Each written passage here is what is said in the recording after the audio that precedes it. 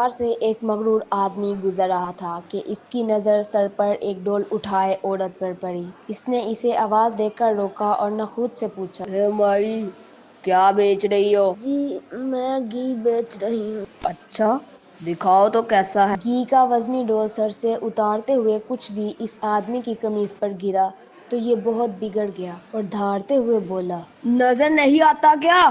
میری قیمتی قمیض خراب کر دی ہے تو نے۔ عورت نے بے چارگی سے کہا، میں مسکین عورت ہوں اور میں نے آپ کی قمیض پر گھی جان بوجھ کر نہیں گرایا، مجھ پر رحم کرو اور مجھے جانے دو۔ میں جب تک تجھ سے اس قمیض کے پیسے نہ لے لوں تجھے تو یہاں سے ہلنے بھی نہیں دوں گا۔ کتنی قیمت ہے آپ کی قمیض؟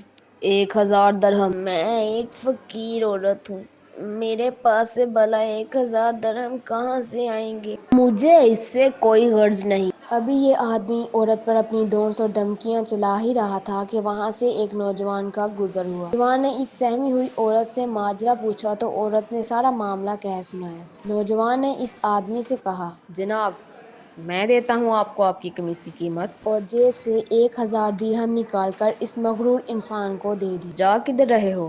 تو تجھے کیا چاہیے مجھ سے؟ تو نے اپنی قمیض کے پیسے لے لیے ہیں نا؟ بالکل، میں نے 1000 درہم لے لیے ہیں۔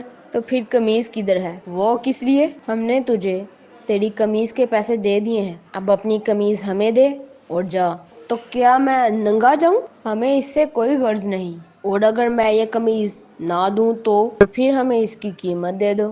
1000 درہم؟ نہیں، قیمت وہ ہوگی جو ہم مانگیں گے۔ تو کیا قیمت مانگتے ہو؟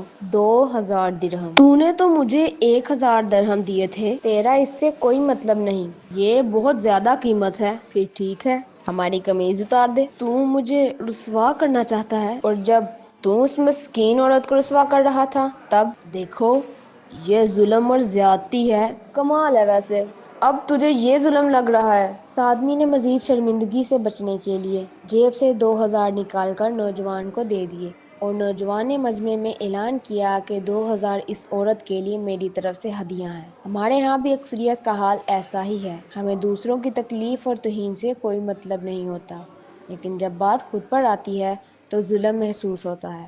اگر معاشرتی طور پر ہم دوسروں کی تکلیف کو اپنا سمجھنا شروع کر دیں تو دنیا کی بہترین قوموں میں ہمارا شمار ہو۔ اگر وقت ملے تو سوچئے گا ضرور۔